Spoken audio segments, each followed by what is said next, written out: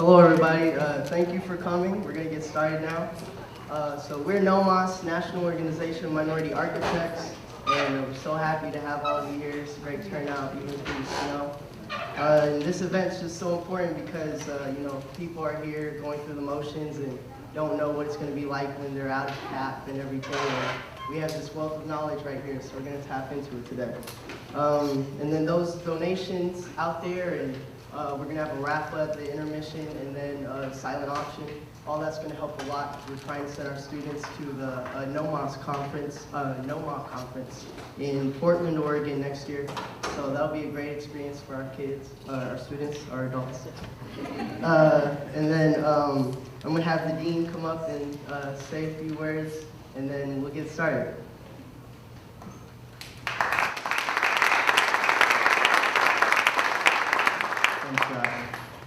So I've been saying for some time that our alums are one of the greatest resources and assets that this college has, and this panel and last year's panel is going to give strong evidence to that. I'm always inspired by what our alums have been doing and what they have to say. I'm also inspired by our student organizations and their leadership, and NOMAS is one of those true leaders in the college, and I have watched them really add so much to building community in our college and actually across campus. And I don't know if these guys will get the credit later on, so I'm going to ask everybody to give a hand to the NOMAS leadership that's with us.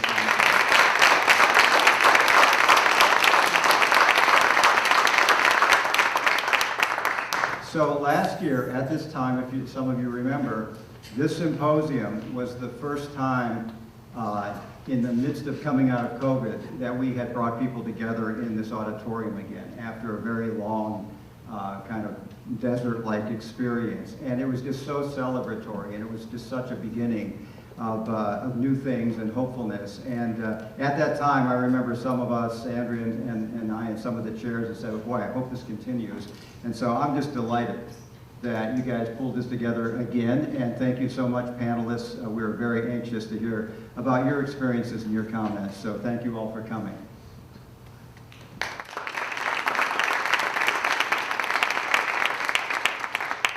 Thank you. Up here we have a QR code you can scan to submit questions. We'll pull it up at the end again so you can do that later. And also, I forgot to say where you can find us if you students get inspired and want to come to NOMAS. We always have fun.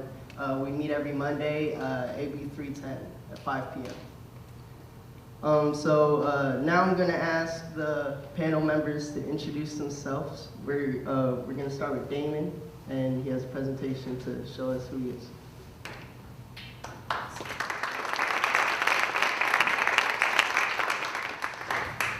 Good evening, everyone.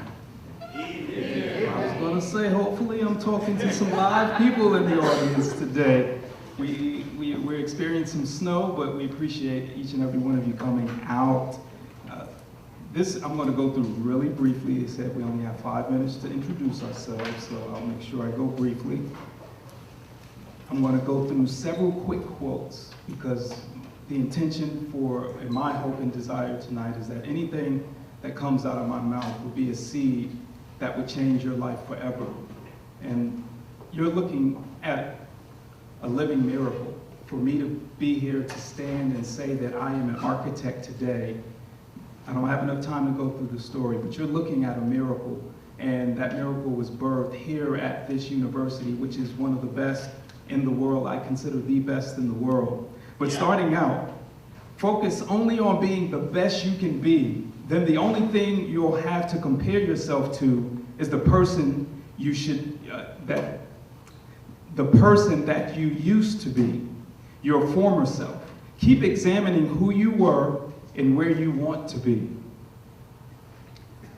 When you most feel like quitting is the time you must continue advancing, pushing through whatever barriers that appear to be in front of you.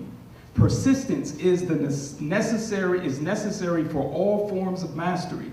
In that moment you feel you can't go further lies an enormous opportunity to forge an entirely new level of willpower. When you feel you can't continue, progress a little longer. How bad do you want it? This is going to be for everybody in life. You have to determine within yourself that you want whatever it is you're striving for in life and be committed to going the full distance to deliver that outcome that you desire. What is your why? So here you're getting to see a few of my family pictures. I have 3 kids. I have an absolutely wonderful wife of 21 years, coming up on 22 years. And you have to have a why. That why has to be compelling enough that you know it will carry you through whatever your storms are. And for me, my why was I came from the projects, the ghetto in New Jersey, all the way to the cornfields of Indiana. And it was a stark difference. I came with a heavy accent, a big anchor gold chain with my swag, and everybody's looking at me like, what is going on? You're lost somewhere. But where I came from, to seeing my best friend stabbed and killed in the stairwell, to living in a 1-bedroom apartment with 8 family members, I said, I'm not going back to that. So that why anchored me to say, I'm going to change the world so those conditions won't exist for as many people as I can make that change in the world for. Legacy. It is my duty, obligation, and responsibility to be successful. This is from Grant Cardone. A lot of my quotes come from books and a lot of reading and knowledge. Your education does not stop here. It is a lifelong journey of learning, and you actually start to learn more once you get out into post-degree. Meticulous. So, right, I'm gonna ask him to stand up real quick. But, yeah, I called on you. Yes, yes. This is Brian Robinson. Yeah. Yeah. So,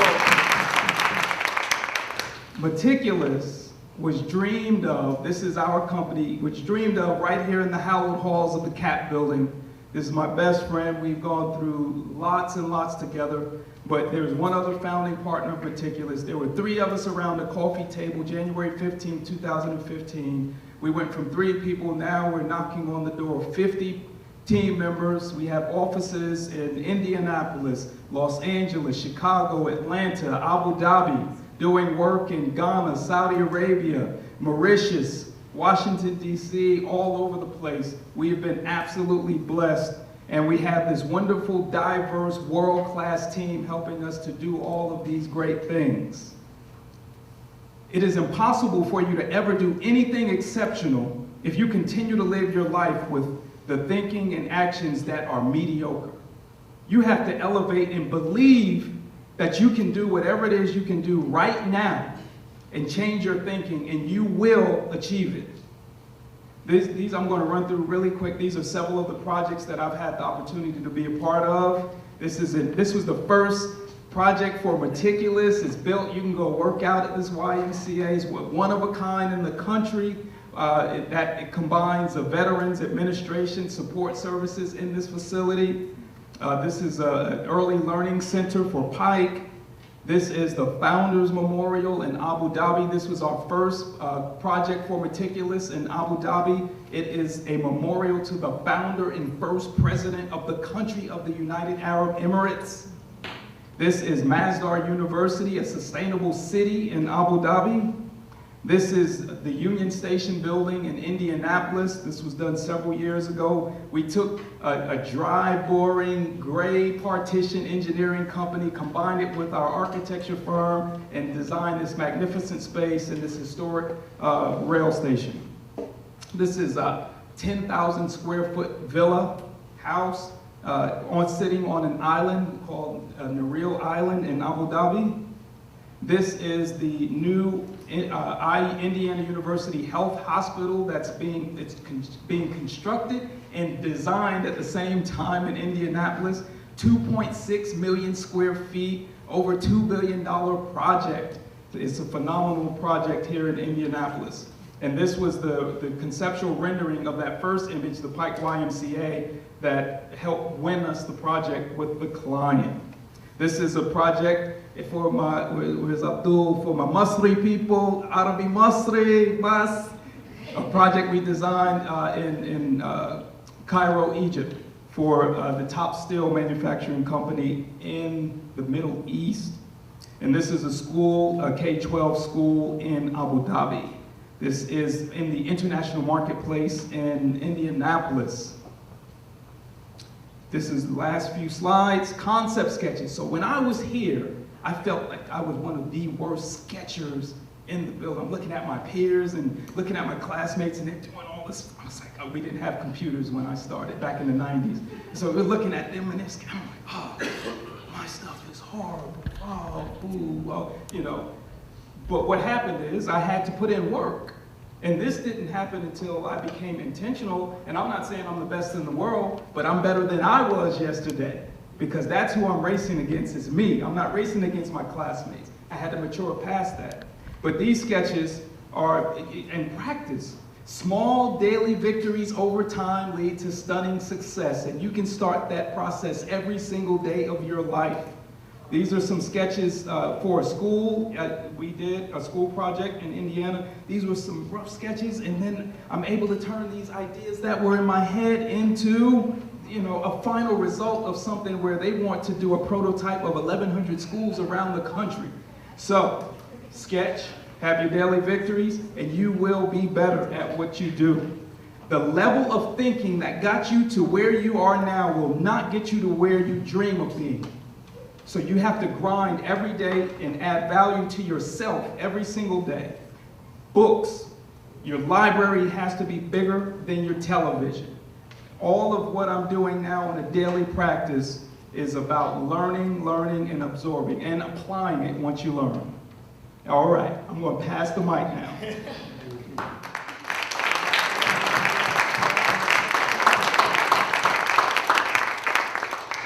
Thank you, Damon. Now we're going to have Khalil give us some words about themselves.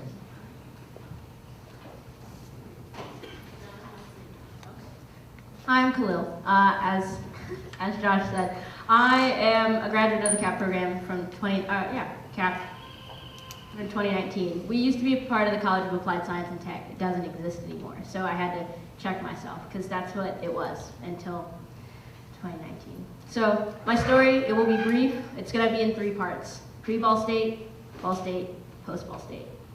Before I really even understood what college was, I was a 7-year-old sitting in the back of my mom's car, and I said, I'm going to get scholarships, and I'm going to study engineering. And being my mom, she said, yeah, you are. And so for the next 11 years, she held me to it. She made sure that I was doing well in all my science and math classes, made sure that I was doing the best I could in school so I could get those scholarships. And when I was in high school, I joined this program called ACE. It's a mentoring program. It stands for Architecture, Construction, Engineering. It's phenomenal. I'll get to that later.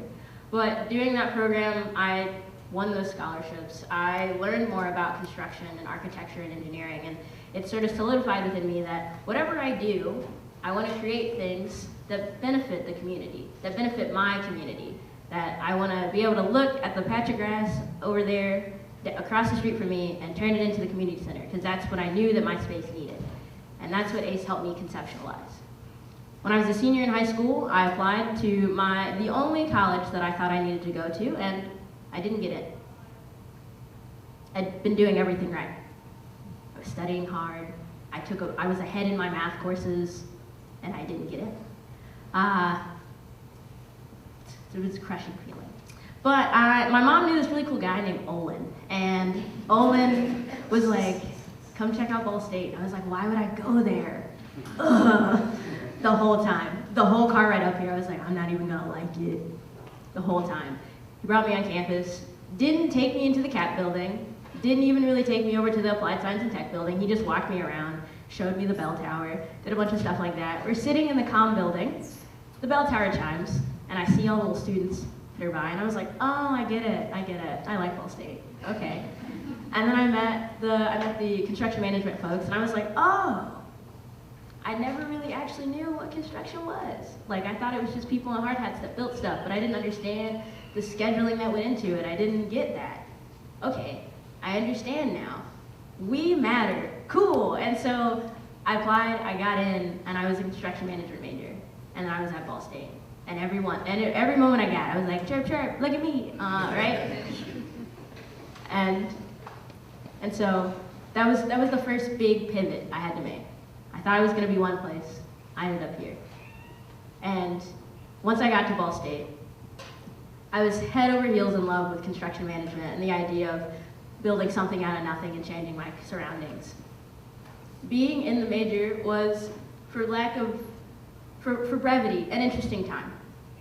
And so what I was learning in my classes was necessary for me to get through, but I took it and turned to the community of Ball State as a whole and said, how do I apply it? How do I look at what I'm learning in my docs class and make sure that what Ball State is becomes better? Because I know that I love this place. And the fact that I love it means I can look at it and I know what needs to change. And so in doing that, I joined our Student Government Association. And I was a senator representing my residence hall. And in doing that, then I joined our Residence Hall Association. And I was our Issues and Facilities Director. And if there was an issue, I facilitated fixing it. That's what the Issues and Facilities Director does. And everything that I did was in tandem with, okay, I'm learning how to change a community. I'm learning how to change the space. I'm gonna do that now as a person. And I wanted to connect with people. I wanted to give people the ability to know that they could do that too. And so when you look around campus, in doing all of that, I was able to sit in meetings that not many people would be able to. So the new Multicultural Center, I was the only student in those meetings towards the end when they were planning it. I hope you like it. If you don't, it's too late, it's already built. But the little ice cream shop in there, you're welcome, okay? Like that, like, yeah, you're welcome. If you live in the residence hall, gender inclusive housing, I did that. I helped write the legislation, I made sure that happened. I recognize none of that really seems connected to the industry, but it is. I saw a need, and I knew that I had to do something, and so I took it. And I was talking to some of the students, the NOMAS students out there before I got up here on stage, and I was like, look, I might jumble up my words, but know that sometimes resiliency is necessary. You need to be resilient. The world is not always going to be nice to you. But I don't like to fight for a seat at a table where I can tell that I'm not wanted. I'm not gonna pull up a chair. I pivot and I turn to where I know that I can eat. And I could tell that I could tell who I wasn't being used in one space, and so I grew Ball State's community. And in doing all of that, I got to be homecoming queen. I got to be the John R. Emmons Outstanding Senior.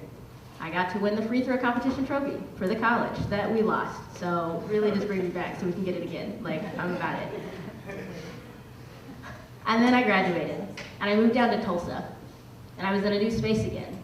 And it's not at all where I thought I would be. I thought I would be working for a firm. I thought I would be doing something like that, but I worked for a tool company. I worked for Hilti is their name. And I sold tools. But it was great because I was learning again, and I had to learn how those tools worked, and I had to learn the applications on a job site, and that's super useful when it comes to, and then with the construction background, I was like, oh, this is how your timing works, this is how you need to use these things. But doing that work, I realized I was missing the community aspect, which is why I went into construction to begin with. And so I left. I was like, I'm not being served here. I pivoted, I left. And now I work for, remember that nonprofit I talked about called ACE in high school? I work for them. It's a small staff, there's only 10 of us, and we facilitate the entire national program. I'm the student programming director, and so I spend my days talking to students on YouTube, finding resources that make understanding what architecture, construction, engineering is a bit more relevant to the people now. Because a lot of the stuff that we talk about is pretty old. Like, this is how we used to do it. I want to know how we're doing it now. I want to know what the next generation's thinking of. And so that's what my job is now. So, amongst all of it summarized, you're gonna have to pivot. That's just life. Life is pivoting. Stay resilient, and recognize that sometimes it's okay to rest. And yeah, that's me.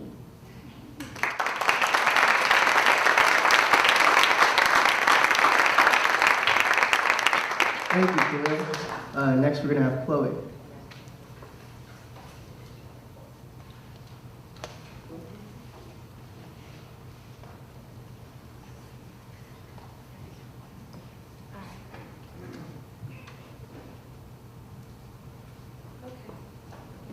The test.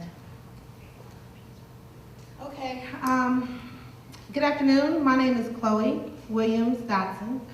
No relation to that man over there. So I was born in New York in 1989. I moved to North Carolina in 1990. When I was out in North Carolina, my father took no time to explain to me who I was and where we came from. So instead of having a great time on the beach, he told me this story. He said, "Do you see that ocean? That ocean is where our people came from. We were captured and enslaved. Under bondage, we were brought here. This is where you come from." I was like 4, right? Great day out on the beach with Olin Dotson.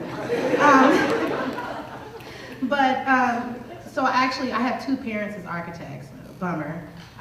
But you know, so from a very young age, I kind of naturally understood design in space and how I interacted, my family interacted, and different people interacted within space. My family all across the board wasted no time in knowing who we were and our history and heritage. That man you saw in that back picture is my grandpa who moved from Mississippi back in the 40s to work in Gary, Indiana in the steel mills during the Great Migration. High school, the dark ages, we can just skip on right on through that. And I actually moved down to Mississippi and went to Piney Woods in Mississippi State for first year architecture. Got really sick in Mississippi and ended up moving back to Ball State. I think Ball State was calling me, wouldn't let me leave. So anyway, I ended up coming here, got my bachelor's of urban and regional planning, master's of urban planning and development, master's of urban regional planning, sorry, and then the concentration was in sociology and in real estate development. So that was kind of a perfect mix for me because it allowed me to understand my interaction, other people's interaction with space and design, also the sociological impact of that space on people, right?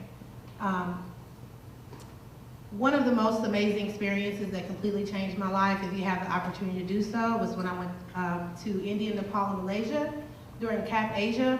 Fundamentally changed my life. For the first time in my life, I was free, and not only free, but safe. I was no longer a black woman with the constraints of a black woman. And for the first time, I had something to compare something to. A street or a road or a neighborhood or a grocery store or a center. It was something that was different that we could actually compare to. So then when I came back to Ball State, I completely gave this place hell. You know, they were like, well, the street has to go that way. And I'm like, why? And India doesn't. You know, they don't do that over there. So, you know, I was so happy, smile. And then I came back here, and then I had more culture shock coming back than there. I was like, the streets are so straight, and we're all, you know, connected, and you know, having to work for the man every day and things like that. But anyway, sorry. So when I came back, it was so funny when I came back. I thought that they were saying my name wrong because my name is Chloe, and everybody messes it up. Yeah, I really hate when they call me like Seahole, right? Because they can't spell it. It's awful. It's awful. But over there, they were calling me Kali, and I thought they were just saying my name. And then Dr. Nihal was like, no, that was Kali. She who is black.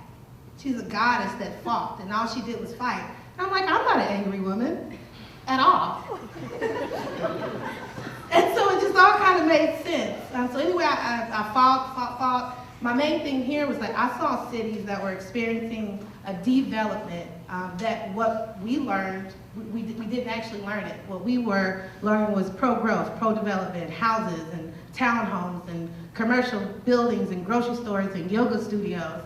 Well, what the hell do you do in like a place like Detroit or East St. Louis or Gary or Camden or Jackson, Mississippi, right? What do you do when it's developing? How do you plan in the absence of development? So I ended up winning Best Thesis Award, which is great. And I don't know, because I'm not an angry person, I wanted to go up to the most segregated city in the United States, which is Milwaukee, Wisconsin. Yuck. Sorry if you're from there.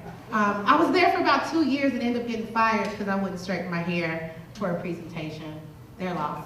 Anyways, I didn't really escape. I tried to at least. You see, I moved all the way down to Brownsville, Texas. I was like, to the hell with this. I don't want anything to do with it. Tried to escape. There's no escape, guys. There's no escape. So I was down in Brownsville for about 9 years, which really helped develop my my expertise. I did light tech deals, low income housing tax credits, historic tax credits, new market tax credits. I just basically did a whole bunch of capital building, capital stacking, in order to come up with projects, and worked with the neighborhood. And it was wonderful. It was fantastic. Ignorance is bliss. And I was back on that beach, and one day, those words of my father came back to me.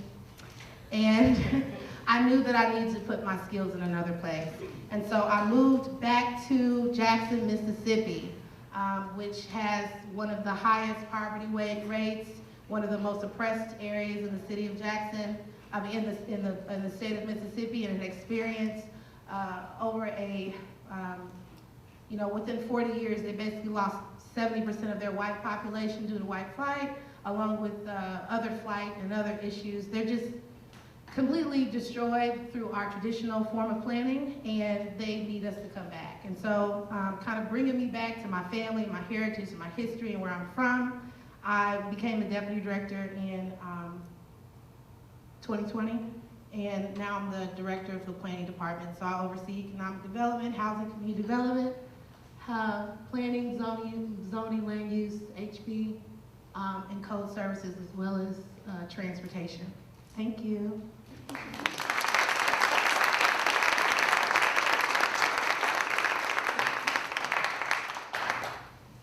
Thank you, Chloe. Now we have Hui.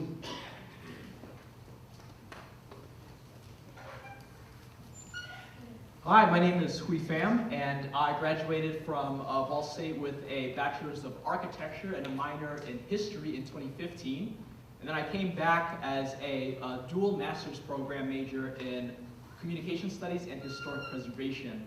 So my introduction for you guys today is about how I'm really a student and a product of interdisciplinary studies, as well as the call to serving our community, especially those that are either underserved or ones that we're joining or becoming a part of, or calling us to become a part of. So some of the professors that are still here that I might have recognized me as the student who would be in studio only maybe 80 or 60% of the time, when I was running over to the comm department so I could participate on the Ball State speech team, which at the time, and continues to be since our legacy was on the upturn, multinational championship titles coming from our university. So while I was getting B's on my drawings and renderings and some of the classwork, my presentation skills for pitching those projects were always making me just meet the mark in order to get that degree for architecture. And at the tenure of my time in undergrad, I was really contemplating if I wanted to continue in architecture, because at the time you guys weren't offering the B-Arc, which makes you eligible for getting a licensure in architecture. So I was thinking about going either to getting an M-Arc or other programs that Ball State had offered. And because my undergraduate advisor wasn't very helpful, I took too many history classes and got a history minor by accident. So in turn, I was like, what if I combine architecture and history? And then that's when I found the preservation program that CAP offered at the end of the year program fair. And at that time, similarly, I was going to that program, which only offered a half assistantship at the time, because we all know that funding for our education can be competitive and stringent at times, right? So I was taking a full assistantship from the comm department while coming back to coaching for the speech team. And when my preservation advisor at the time found out about that, she was like, wait, you could take a dual degree, right? Because she thought I was leaving preservation for a full comm degree. So then I was like, sure, I'll do that. So I did 4 years of coursework in 2 years and earned my master's, both masters, bouncing back and forth between these two buildings. Good thing they're across the street from each other. And during that time, I was also fortunate to engage in a lot of immersive learning projects, and that's really when my orientation to give back to the community. I really love that program that Ball State as a university offers, where you guys might have learned about this or will hear about this as your academic work begins to get more critical about the town and gown divide, about how there's a whole collection of 17,000 students here, but very rarely engage with the citizens of Muncie. and asking like, what does that mean for us to just come in, stick to our dining halls, stick to our dorm rooms, and then go home during the holidays or summers. But with the immersive learning project opportunities, we got to turn a MITS bus into a mobile African American museum for African American history in Northwest Indiana. And during the one of the history classes that I took for fun, because remember, I took too many history classes by accident, but maybe that was just my calling to some of my other interests, was collecting oral histories for active and veterans of Muncie, Indiana, and collecting their oral histories to turn into digital history engagement. And taking those outside experiences, I would always bring it back to my architecture classes. Like, why are we designing these places? Who are we designing them for?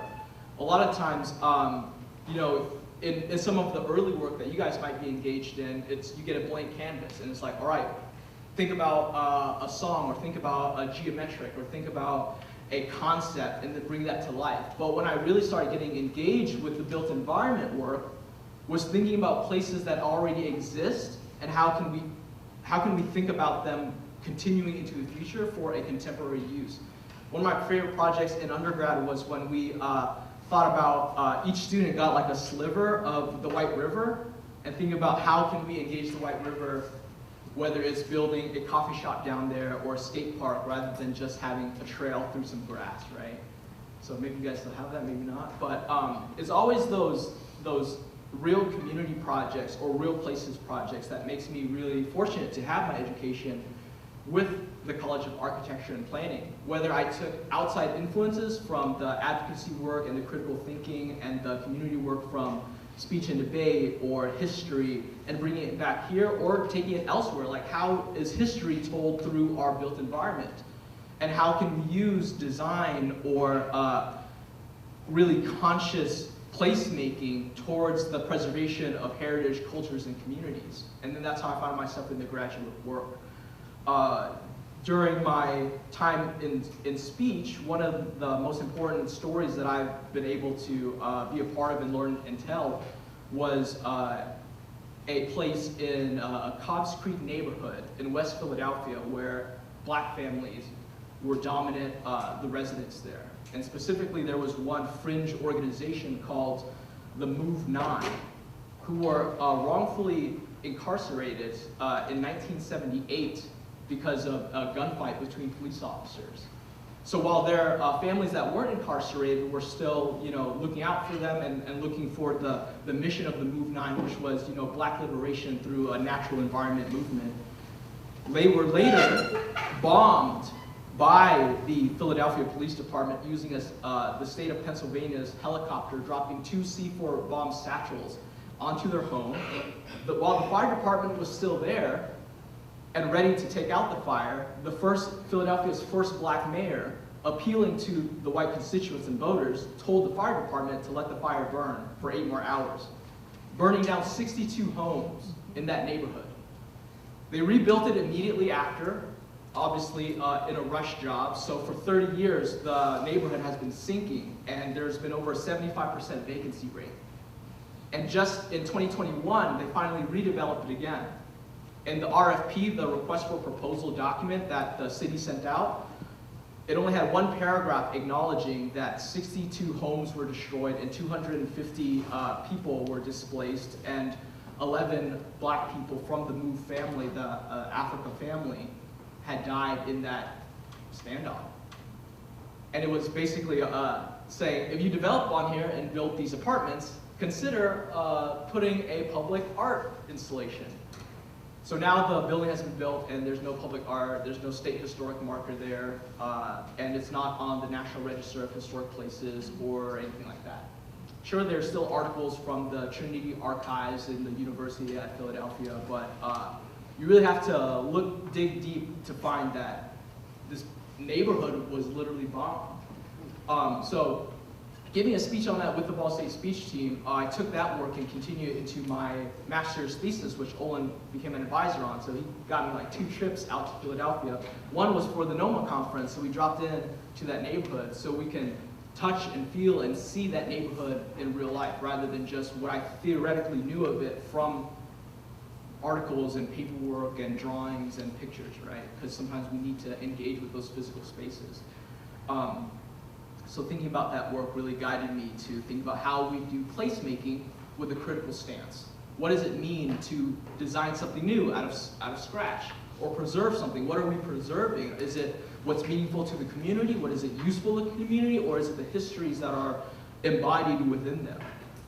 So after I did that work here at Ball State for 6 years, I was fortunate to get a job with the City of San Antonio Office of Historic Preservation, where I worked with the city doing preservation work at the municipal level, which has a lot of stigma or stereotypes about, city workers, like they're holding up development projects and they make us file for permits and stuff. But it's through that local policy work that continues that work of how do we engage with placemaking in a equitable and considerate way to the people that live there. San Antonio being, over 60% Latinx population among other minority groups. How do we engage with that? How do we preserve communities and places and build homes and community gathering spaces for them and with them? And there was a way to do that through historic preservation there. And then finally, getting out of city work just a year and a half ago, I was fortunate to move to Seattle, Washington, where now I'm serving as the Preservation Program Director for the Washington Trust for Historic Preservation, which is the statewide advocacy and nonprofit group that is dedicated to saving the places that matter in Washington State. So we work alongside with the government agencies there, as well as other nonprofits and the National Park Service, to put on programs and education and workshops and outreach, specifically through like a Most Endangered Places program. So right now, we're in the midst of fighting against the county and the city of Seattle in one of their project proposals to bring in a new line of transit through the Chinatown International District, which generally we support because public transit is a public good. But in one of their proposals, they want to run it straight through the heart of the Chinatown International District. And that's going to be the second time that the Chinatown International District would be bisected because of the Interstate 5 highway that was built earlier, a few decades earlier.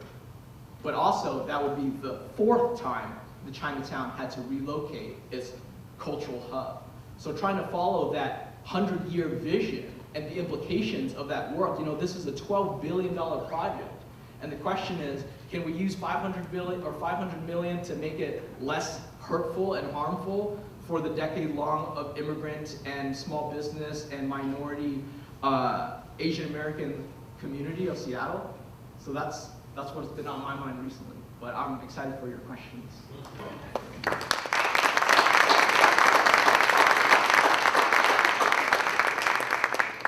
Thank you, Hui. Hui was trying to convert me to historic preservation earlier, and he kind of piqued my interest. Next, we're going to have Lorenzo introduce himself.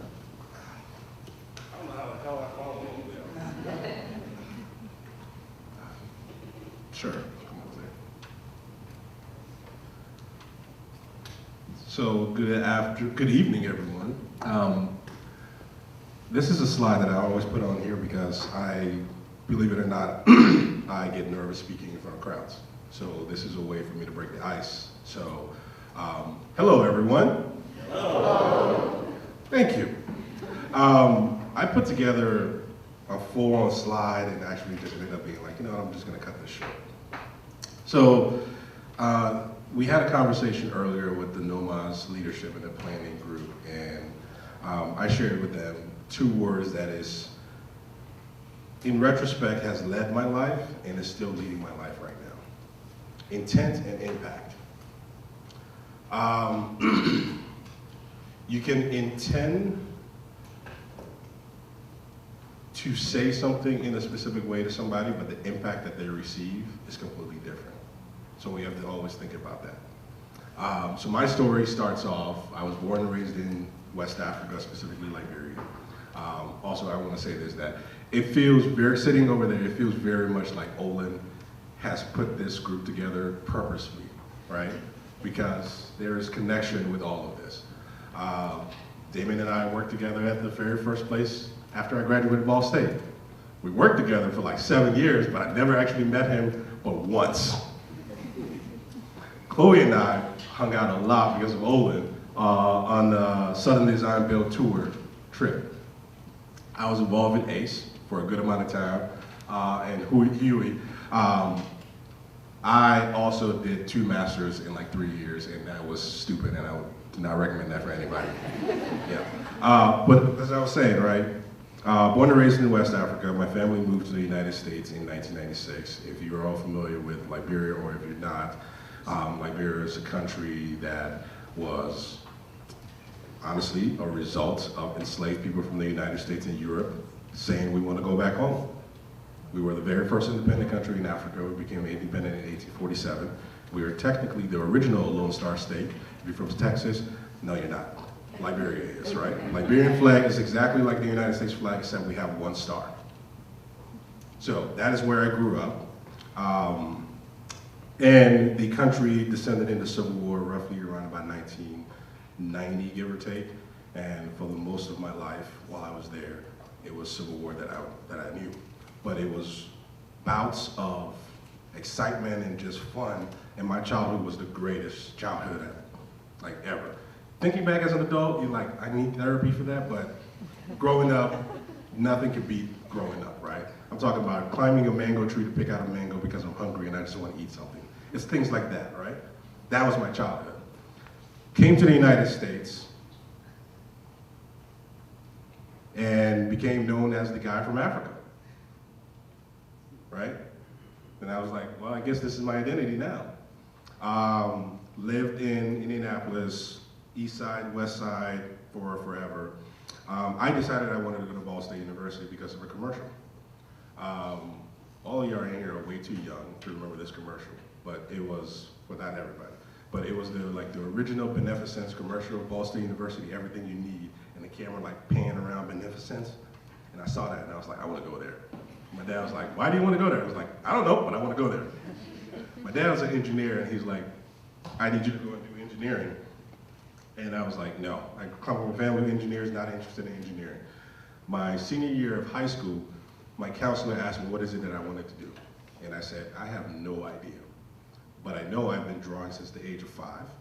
I know my dad is an engineer, and my mom has been involved in business all my life.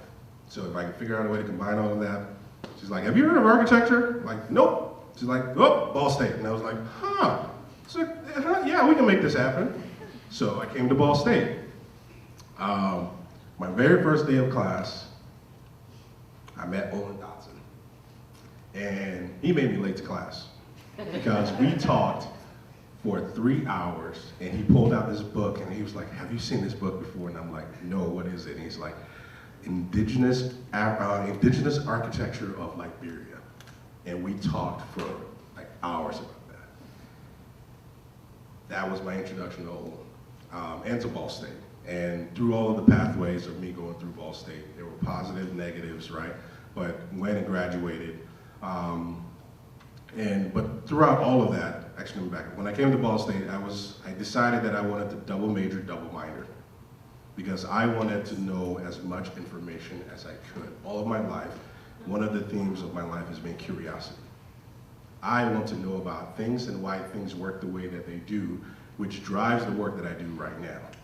I am fascinated by people, like legitimate fascination by people and why people do the things that they do and why they interact with the built environment as they do.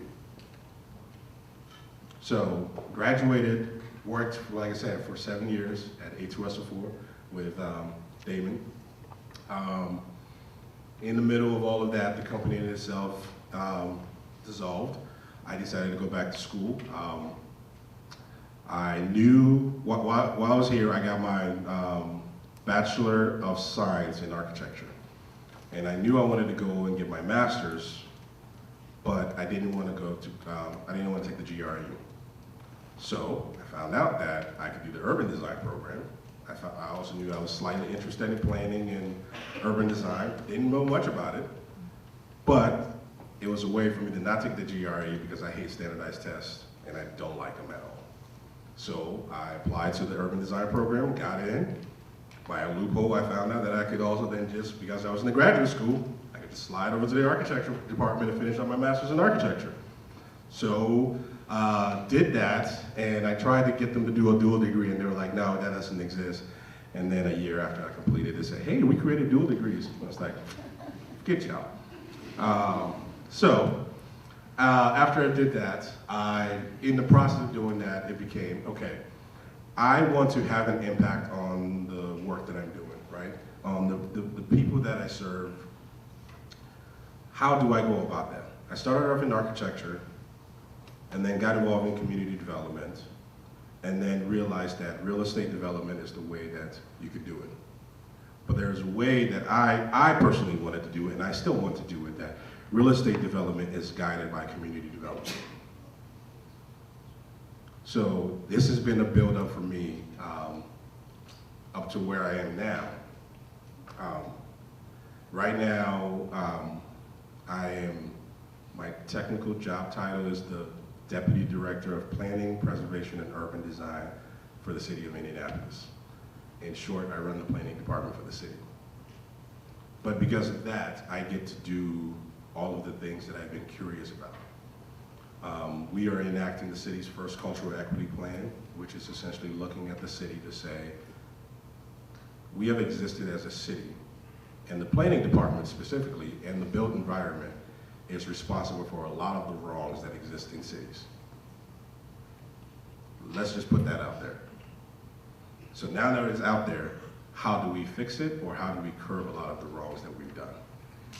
So with the cultural equity plan, we said, okay, the city of Indianapolis, most people who are not from Indy or from Indy say Indianapolis is like boring, is bland, yada, yada, yada.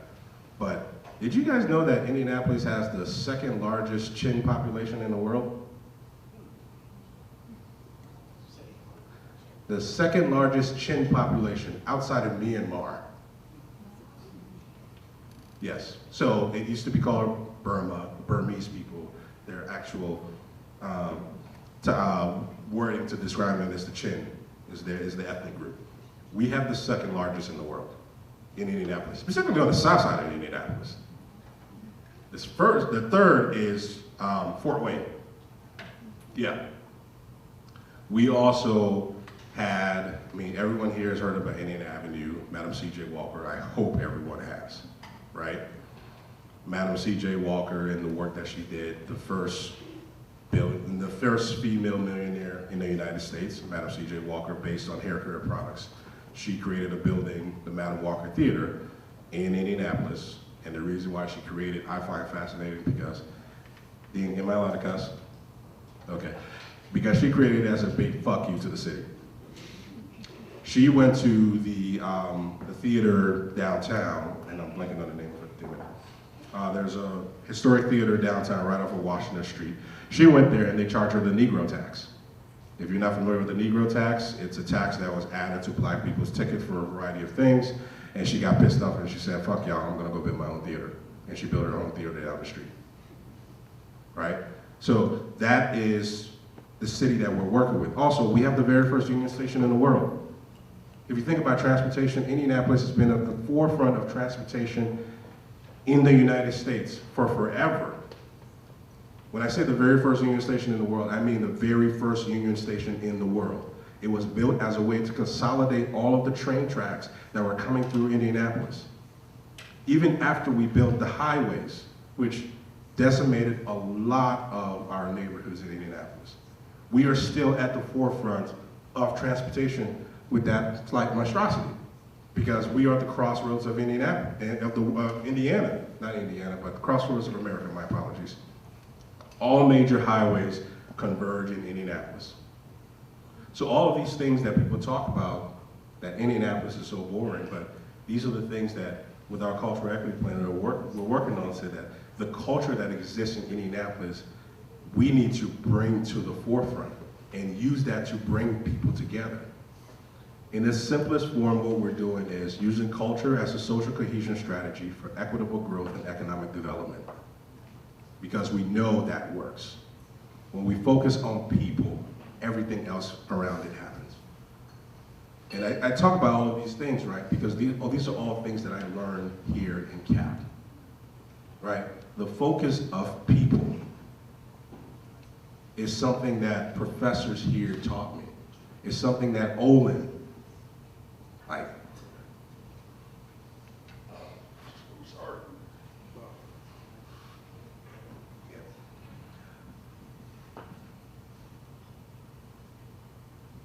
I cannot.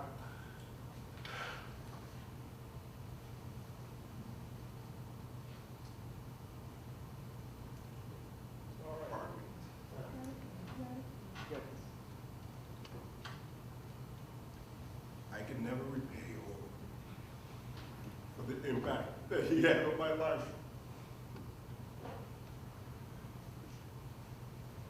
At a time here at Ball State, when there were some professors who, based on their own personal beliefs, their own personal feelings, felt like I was less than, Olin was the professor that I went to talk about these things.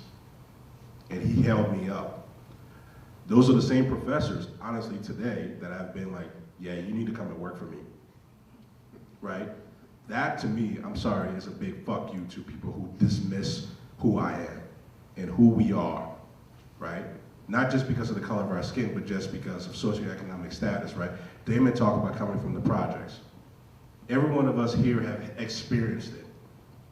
And my apologies for getting emotional, right? Because I lost my dad in 2012. Olin was my dad when I was here. He and I still talk often. I'm not gonna say as often as we should, but he and I still talk. When I have issues, when he has issues, we call each other, right?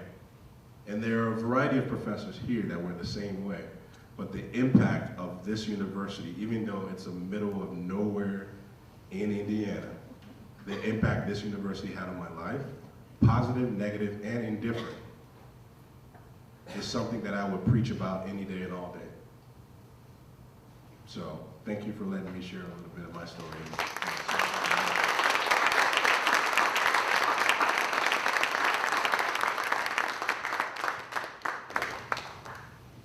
Thank you, Lorenzo. Now we're gonna do our raffle, and we have all these awesome prizes.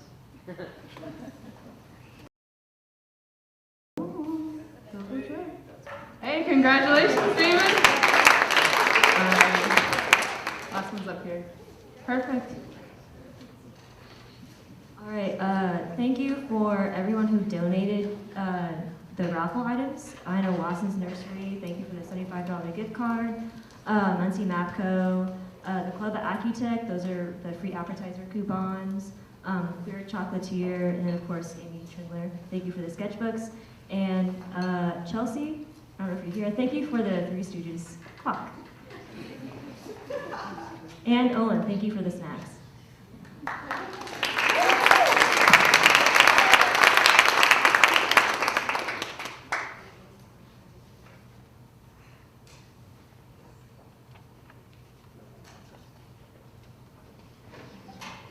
All right, thank you guys. That was fun. So here we have Christina Ellett, NOMAS Vice President, and Jerron Tishner, NOMAS Vice President, Co-Vice President.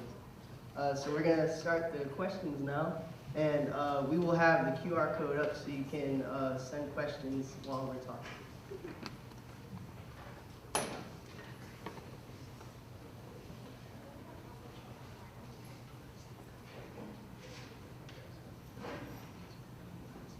Mic check. Okay. Yeah, again, my name is Jerron Tishner. I'm gonna ask the panel the first question. With relation, the last thing I remember Lorenzo had kind of talked about was, and a few of you had talked about getting involved on campus. I guess my question is, what do you think students should do to kind of anchor themselves more to Ball State?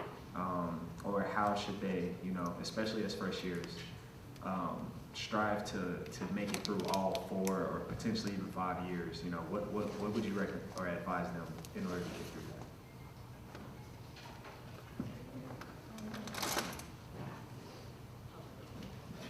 So for me, it was like, I came in and I was like, ooh, what do I want my legacy to be? And when I started, I wanted my legacy to be the student, I wanted to be the student that did really cool things. And so I went to the activity fair and put my name down on 15 different things. I don't recommend it. But doing that though, I was able to experience a lot of stuff and figure out what I really enjoyed. And so I was able to do some competitions through like the construction management department, like learn about SGA and like other student organizations and find NOMAS and stuff like that. But then as I got older, I redefined what I wanted my legacy to be. And so by the time I graduated, I wanted to be the student that when people interacted with them, they knew that they were safe, or they knew that they were loved. And they knew that, yeah, and that Ball State could be home. And so I think in redefining my legacy every year, like when I got to campus, I was able to really attach to what I wanted to be a part of on campus. And then that led me to be in the rooms that I needed to be in, and to be in the meetings that I needed to be in, and to do what I needed to do I think when you know your why, you just sort of naturally end up in places. And so that's what kept me grounded at Ball State for sure. How do you find your why? Quick follow. I think it's really just like, you gotta sit with yourself, and it's gotta be quiet, and you just have to be like, well, why do I wanna do it? What's my reason? And it can be, and so I think a lot of us sort of talked about it, we were like, oh, this is what I came from. I don't wanna go back to that, or I don't think I don't think anyone else should really have to experience what I experienced, so I'm gonna create a better space. And I think having that sort of that can sort of become your why. Like I knew that I wanted to feel comfortable and at home at Ball State, and so my why was helping do that for other people. So I will answer the second part first. And I think everybody here can agree that your why is not stagnant.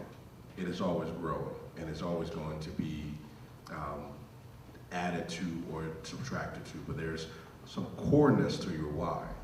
Like for me personally, my why has been, okay, started off with architecture, like I said, community development, and now overall city development. But the coreness of that, doing all of that is specifically housing, affordability and attainability, and how do I provide housing, or how do we create housing for people that is needed. So that's the coreness of my why, but it is all then enveloped by all of these other pieces. So your first question of organizations and what to do when you get here, I think, so I'm ecstatic to see that NOMAS is putting this together. Like, you have no idea. So when I came to Ball State, I believe NOMAS had been started by Damon or some classes before, yeah. But it had died. Myself, Emil, where you at? Oh, he just walked out. Emil came in like a year or two after that, but myself, Devin Day, yeah, there he is, right? Devin Day, Brittany Rasdo, and one other person from planning. Like, we tried to bring back NOMA, and working with H2S4, Olin, and the Arch Consortium, who basically funded our first trip to the conference.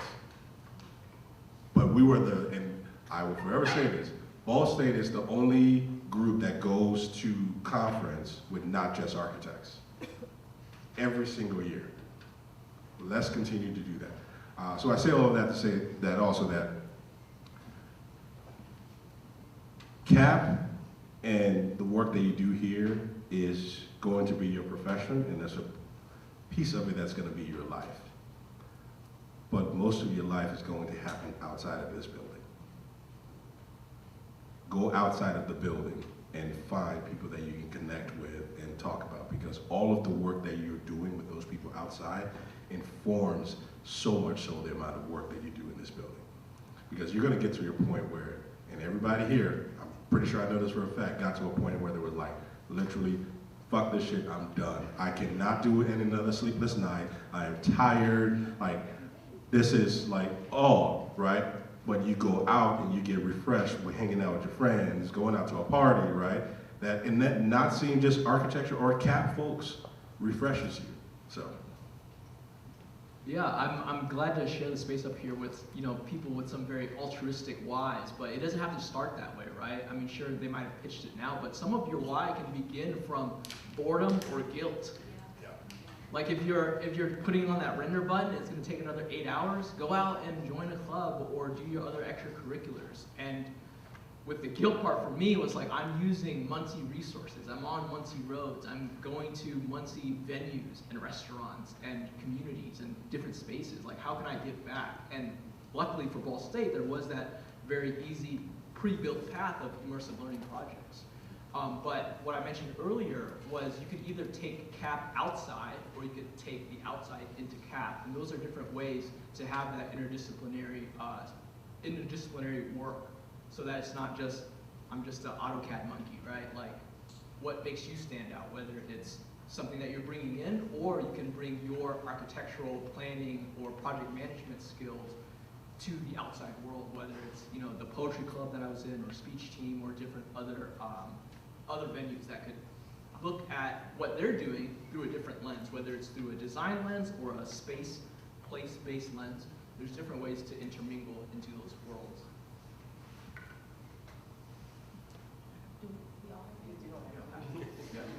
Surround yourself with like-minded energy and people that are positive. You don't want to be around anybody that's negative that don't want to do what you're doing, because it takes some true sacrifice and true dedication to get through those courses. It's a lot, but I would just say surround yourself with positive energy. I'll say mine real quick. Just keep living and connect the dots for your why. Yeah. Keep living. Go to sleep, wake up, keep living, connect the dots. As far as for me, there was another student here named Daniel Render, met him, architecture student, and he took, how many of you went to a party the first week when you got here on campus or within the first couple of weeks? Anybody ever go to any party?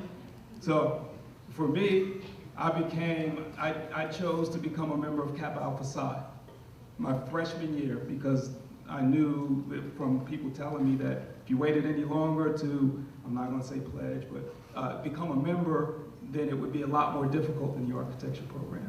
And that connects the dots to a lot of my why that's too long to tell right now, but I can tell in the future. All right, y'all. So what we're going to do is we're going to go back and forth from questions that y'all asked on the panel and questions that, you know, we already have. So one of the questions is for Chloe. You mentioned that Jackson, Mississippi was being destroyed through traditional planning. Can you please explain what the underlying components of the traditional planning that they have caused development, decline? And is it a better approach? This is my master thesis, 99 pages long. So just to put it simply, planning, as you guys know, has changed dramatically over the years. But essentially when planning started out, planning was built from racism and classism. A lot of it still today, you can still see it, but traditional planning segregated capitalists versus the laborers, black folks versus Irish and Polish, who eventually became white, as well as other people of color. So traditional planning, if you talk about the city of the century, which was Gary, Indiana, which was a model for not only education, but planning practices, is in complete decline and decay. So what I'm saying is that traditional planning in sense has led to the conditions that we see. For example, if you have an industrial steel mill, where do you put that? Do you put that on the rich side of town, or you put that in the hood, right? Traditional planning would put that in the hood, right? And so the way our cities have been laid out, I mean, Jackson, Mississippi was around, I think it was 1821, I should know this. But our original zoning ordinance was written in 1974. Back in 1974, black folks still couldn't go shopping on the same streets as white folks, even though they had forced integration in 1969. So the planning and policies, the zoning ordinance that I use today, of course there's been many amendments that we've made, including stuff to get more affordable housing and different land use policies and different zoning actions and stuff that we've incorporated in the ordinance. That ordinance was written in 1974, where the population was pretty much reversed to what it is now. Now you have a city that's 82% black. I would think that a zoning ordinance written in 1974, when things were quite a bit different, may not work for the population that exists now. And the approach, what was the, What is what better? is the better approach? I'm not sure, but I know it starts with talking to the people and seeing what they need, not relying off of something that's been built and continues to decline. In short. Hi, this is a question directed at Hui. As someone in historic preservation, what do you think are some of the most important histories worth protecting? See, that's like a leading question, right? It's whatever histories the communities which those places preside in, right? So I can't sit here and tell you to care about Seattle or San Antonio or some other place you've never been to, right? But for the people that live there or travel there or work there, ask them how they would like their places to be preserved and what does it mean and what parts of those places should be preserved, right? So one of the statistics that really led my thesis work was that on the National Register of Historic Places, there's about like 80,000 places listed across our country, but less than 8% of them represent places that signify histories for women, people of color combined. So that means that 92% represent rich white male histories, architectures, and places, right? So in the work that I've seen in the field for the past 5 years is working to rectify that. But 5 years ago, they were also still saying that, right? So the work continues. But that didn't answer your question. The question is what histories are important? You tell me. And so everything that he just said is 100% true, and this manifested in Indianapolis about a year ago. We have a portion of Indianapolis that, and I'm sorry to say this, as a city, right? As a city entity, we were not aware of. There's a part of the town, southeast side of town called Norwood, which was the very first African-American, one of the very first African-American free towns, and if not the only one that exists in Indiana. We were not aware of this as a city. We also just, in the last 5 years, built the new CJC campus, less than 5 blocks away from that neighborhood. Right, so when we talk about history, I mentioned earlier that I oversee the Historic Preservation Department. Part of the work that we're actively doing is to designate historically black and brown spaces, because that has not been done. In Indianapolis, if you're from Indianapolis, everyone knows like the top 3 that everyone talks about. Riverside, Hallville, Flanner House, right? Those are the ones. Which those are all important, but there are a variety of other ones that are there that have not seen the protections, so. All right, so I've been thinking about it after I got riled up. If you guys want a real answer, especially one that's Muncie-based, Northwest Indiana-based, do you guys know that the last lynching in the North is a 30-minute drive from here? So the song "Strange Fruit" by Billie Holiday? That's about the last lynching in the north of America that was happened about a 30-minute drive from here. And Olin took me there once when we were contemplating how to confront these places that are erased. And right there, there's nothing there.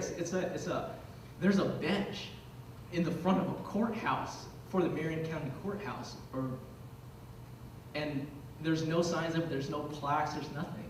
So unless someone like Olin takes you there and tells you about it, you might find it in an archive if you're looking for it. So that's kind of the importance of the work. If you really want to get back to the communities and the histories that you're trying to work on through your craft of whether it's design or planning.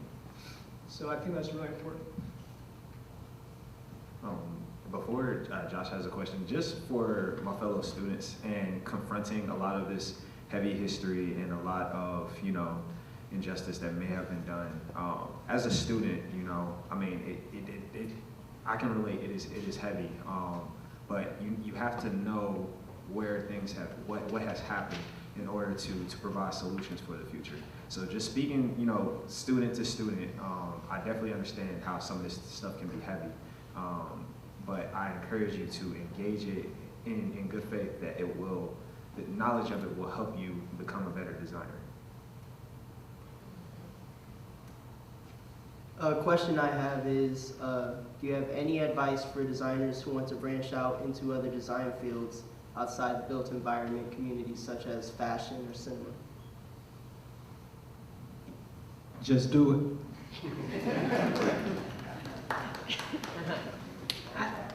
I think it's all art and expression of yourself and your history and who you want to be. I see myself as an artist. I started out drawing portraits. Two architects, I didn't want anything to do with architecture. I didn't want anything to do with construction, hard hats, bulldozers, or anything. And so I was involved in art and a little cinema, but I'm not that. But I think it's all a form of expression and making yourself feel more comfortable in the space that you create, whether that be built or not.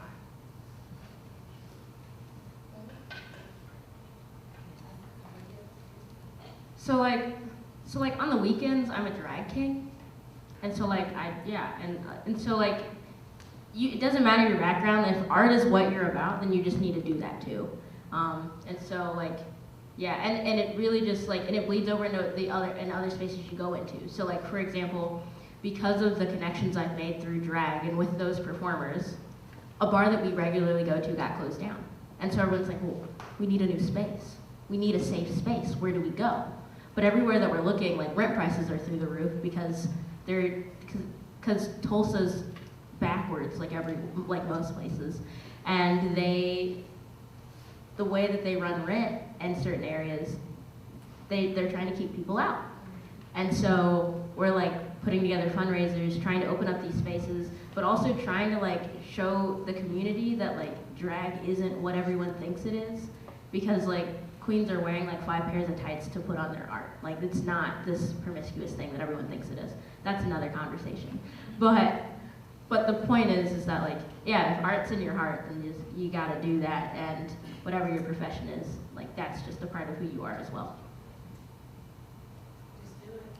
Just do it. Okay, so next question, and I'm pretty sure it's for everybody. So a lot of you said that the professions represented in this building have harmed or excluded communities in the past. Do you think it's different now, and why do you continue to engage? So I think that's a really good question, and I get that, we get that asked a lot in historic preservation, because historically it has been used for the preservation of rich, wealthy white neighborhoods and excluding or tearing down or dismissing of, places that are underrepresented, under-resourced. But I think what's important for us to use the tools that we've had the privilege of being educated on for 6 or more years is that you can use them for good, right? So it's like, yes, historically, these practices can be used for further marginalization and for upholding systematic structures or oppressive structures, but they don't have to. And that just begins with the first step, is acknowledging, like, yes, how can we do better than the generations before us? And the tool itself isn't in a vacuum of like, this is an inherently bad tool, because you can preserve Black places, Asian places, minority, socioeconomic, poor white people neighborhoods too. But you could also ignore them and say we need to tear them down to build new stuff for a developer to make money on.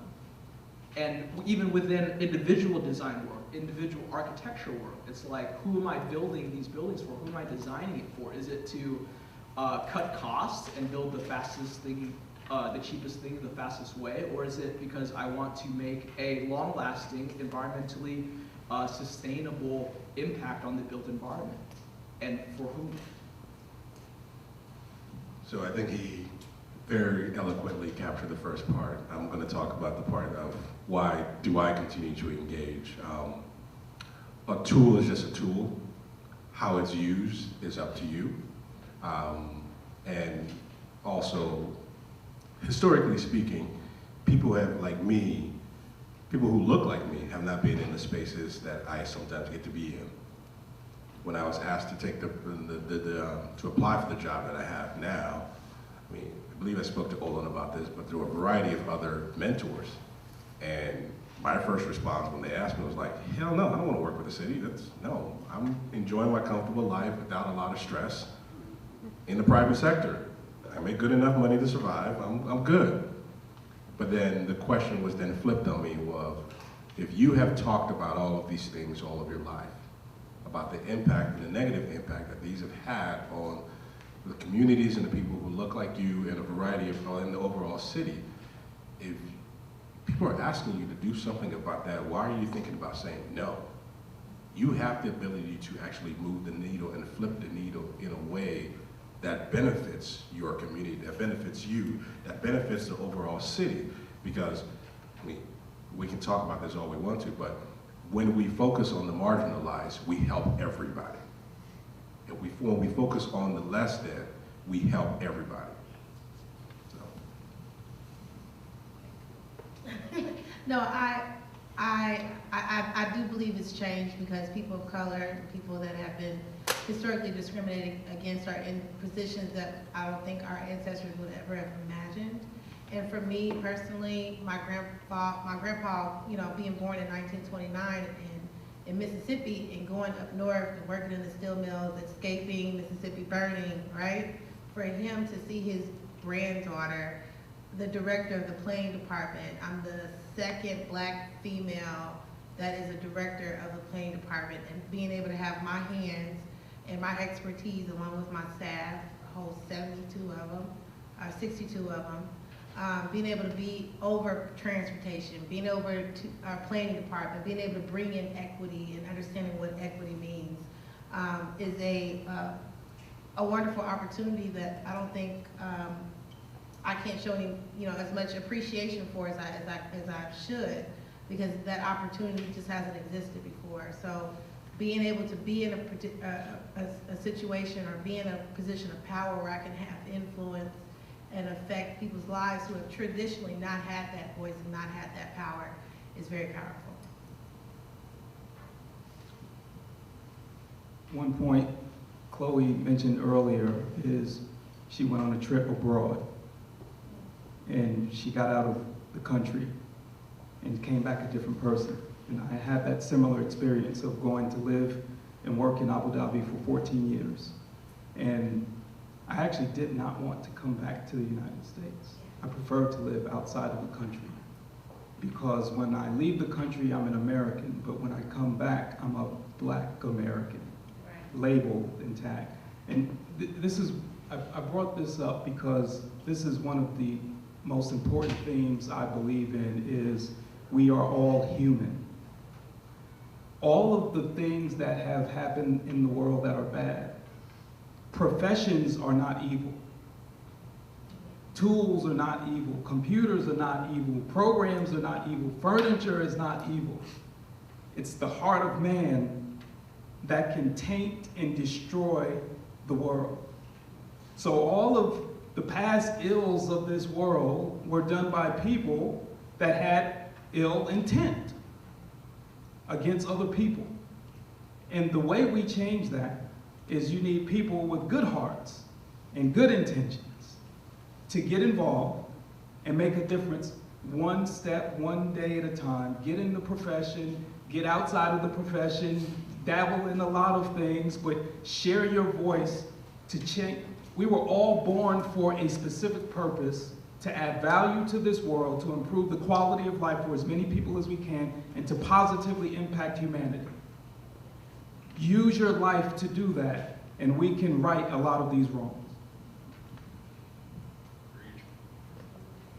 And correct me if I'm wrong, Josh, but I think we have one or two more questions, and then we're going to give it up to Olin, right? Okay. I have a specific question for Damon, but I think everybody would definitely be able to, you know, shed wisdom on this. What is meaningful, purposeful, and impactful architecture?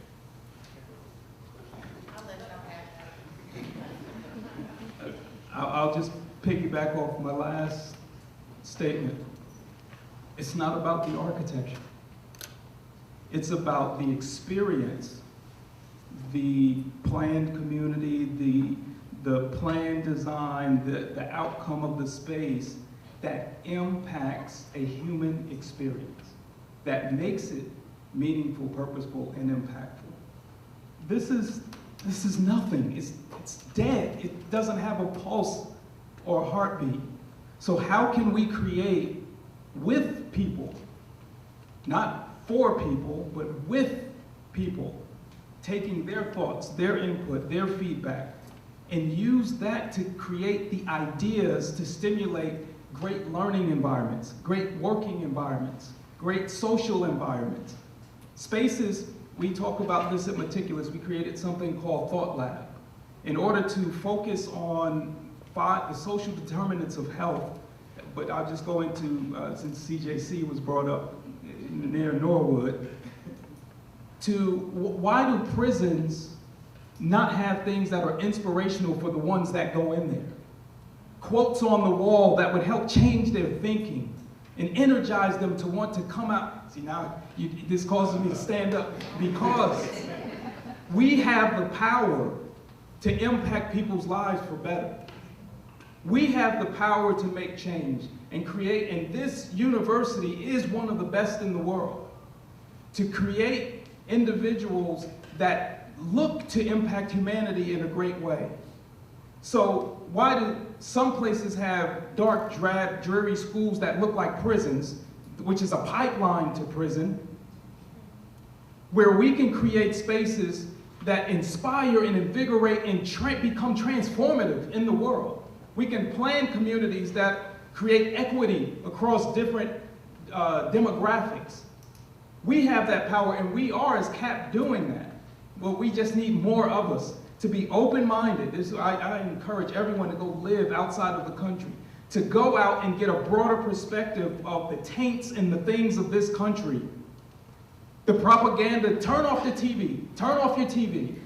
Get books, read books, get knowledge of a broader global perspective, and I guarantee you, one day at a time, we're changing the world with that.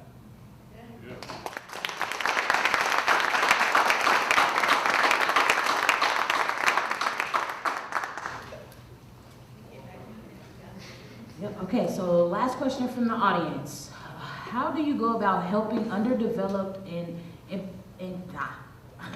communities, as architects, especially being from a mostly white middle-class neighborhood and not having the experience or knowledge of being in that situation?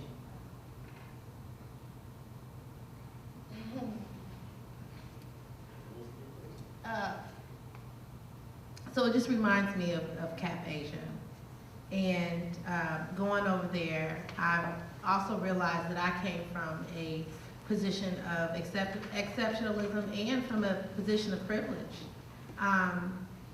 And the first thing, we all did it, we all made this mistake. We got with them, we asked them a bunch of questions, and we were like, we know exactly what you need. We're gonna map this out, we're gonna give you this, and we're gonna give you that, and we're gonna show you this, and this is exactly what you need. We're gonna save you. And what we realized is that giving them that actually destroyed the community, or would have if it ever became implemented. So the first thing you gotta do is realize that you don't know nothing. Not a damn thing, as they say. And really you have to unlearn everything that you've been taught and realize that there is value outside of yourself and what you've been taught.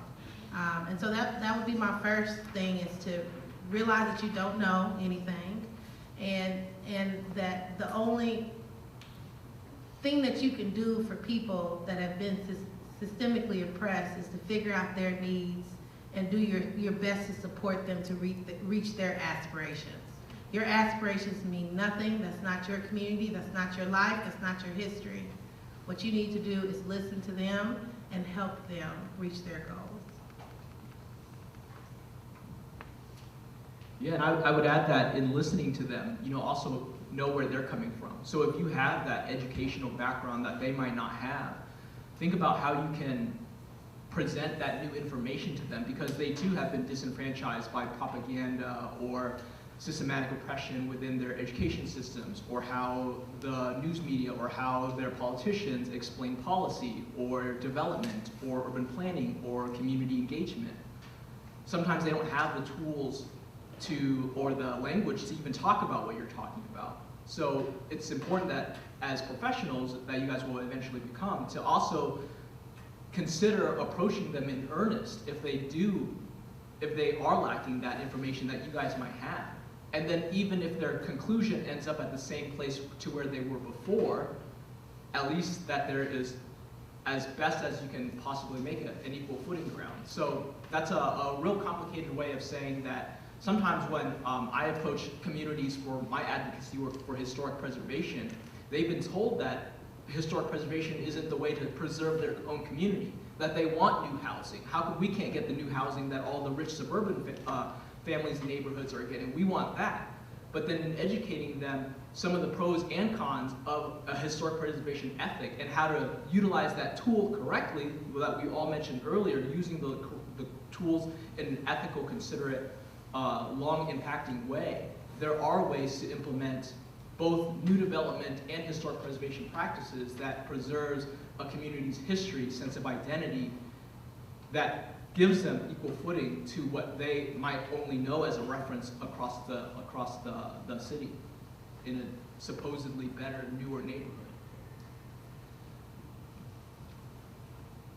The only thing I would add to that is, just yesterday, I have a 9-year-old daughter and a 5-year-old son. And we had this conversation at dinner yesterday, where my daughter asked the question about the golden rule. And I said to her, well, the golden rule is wonderful, but you gotta also talk about the platinum. She's like, well, what the hell does that mean? So I shouldn't say that. But it was, you treat others the way they want to be treated, right? We all learn the golden rule of treat people the way you want to be treated. That is inherently flawed, because what if the way you think you want to be treated is not good for me? So the platinum rule is treat others the way they want to be treated. And to do that, you have to have a conversation with them to figure out how do they want to be treated. So that's, we got the core of everything that we're saying here, is that it's not about you at all. But to connect this to the other earlier question that was asked of how do you use your architecture or your CAP education into something else, there's a coreness of things that CAP teaches you here, right? To be fascinated by people and how they interact and how they work with the built environment, or even just fascination with people. That should drive a lot of what you do, because that will help you get to that answer of what I need to do to be able to help a community. Or you may also learn that I'm not here to help, I'm just here to listen. You also got to eat with people.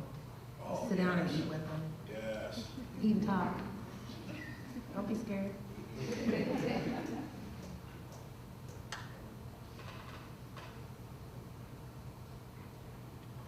All right, thank you. Let's give them a round of applause.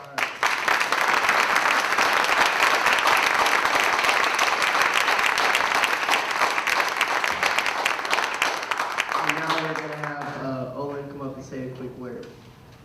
Olin's an amazing person. If you don't know him, you should.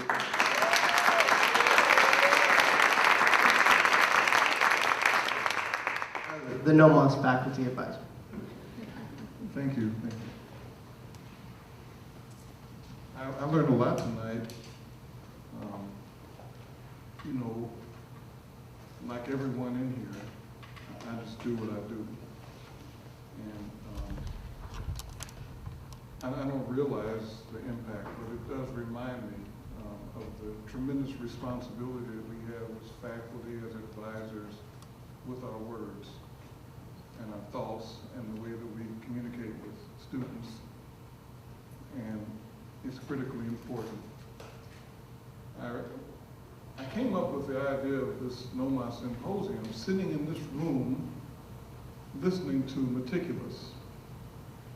METICULOUS, it was during the height of COVID, and we had an online session that our dean put together.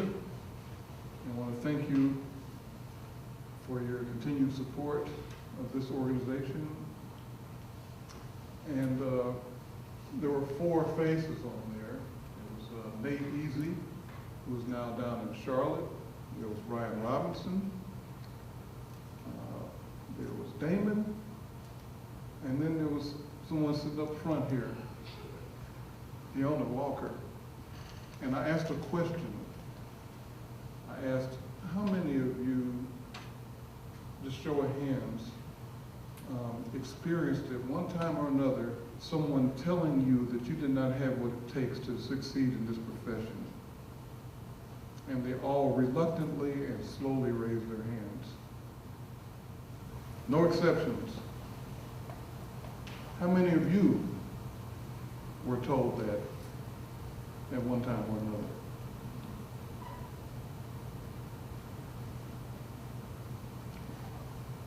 You know, that even if you know, I could have a strong self-concept, and I could say, well, you know, maybe I could like Lorenzo say, well, fuck you, you know, and then just keep it moving, right? But those words are impactful, and what's also impactful is for us to just offer encouragement and support, and whatever it takes. A lot of folks find that what I teach and what I explore is pretty doom and gloom, but actually what I'm doing is just engaged in truth and reality-based analysis, and it is the reality. And we are under assault as a nation to even engage in these kind of conversations. You know, some might say, well, this is critical race theory, whatever you want to call it. Ban my books, whatever you want to do. You know, I don't want to take people to Marion and show them that courthouse square because it might make someone feel bad about their history. Well, damn that. Are we going to just be ignorant about our own existence? And if we are, what's going to prevent history from repeating itself? So yes, when I met this young man here in the library, he started it. It wasn't my fault. We had a 2-hour conversation, right? And when I said, wait a minute, I got to run up to my office, and I ran upstairs and grabbed my book from Ta-Nehisi Coates, Between the World and Me, and I said, here, take this. That's just what I do, but I'm not alone. That's what we do. And I'm just honored to be a part of this. We've got folks here that flew out here from Seattle, flew up from Mississippi, and no telling where Damon was at, but he's all over the place. He probably came over the North Pole to come to this event. And today, things were pretty bleak. We're like, man, I can't believe it's been warm all winter, and here we are, you know, with a blizzard almost. And Damon's like, I'm coming up here, I don't care, you know, and Lorenzo too. So this is critically important. We're going to keep doing it. We're going to continue to invite others to come. And I'm looking forward to the day that I invite Kristen to come to represent what she's doing out there in the world, making a difference, and what Josh is doing. I'm looking forward to that. You know, hopefully we can keep this thing into perpetuity. And I'm just so honored to see these 5 up here, and they're from all over our college, all over, and we'll keep mixing it up. I also want to take this opportunity to thank Jim Barnes, who actually takes great value in this idea of diversity, equity, and inclusion, not from an institutional perspective, but just in his heart, growing up in an area where there was hope in the late 60s and early 70s that we were making a change in our society, in Meridian Kessler and Butler Tarkin in Indianapolis, where I grew up. And he has taken that, and it's part of his life and who he is, and he's offered a scholarship program to underrepresented students, students from underrepresented societies, cultures here in architecture and in construction management. So Jim's still over there.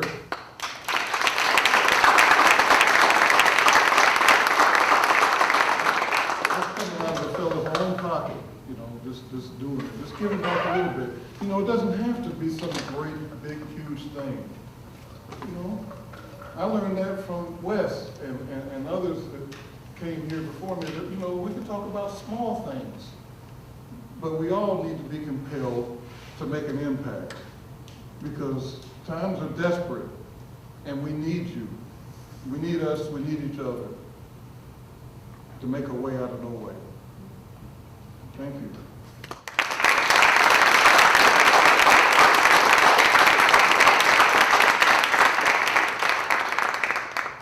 So once again, NOMAS meets every Monday in AB 310 at 5 p.m. and you are all welcome, all of you. We are going to, we still have the silent auction going on out there.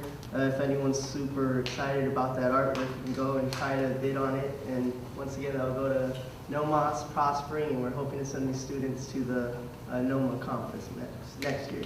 So thank you all for your time. We really appreciate you coming out. Have a good day. There also were a bunch of really good questions that didn't get asked. I encourage all of my student peers, you know, if somebody said something you're interested in, come up and say hi, introduce yourselves, and don't be afraid to engage further. I know networking can be nerve-wracking, but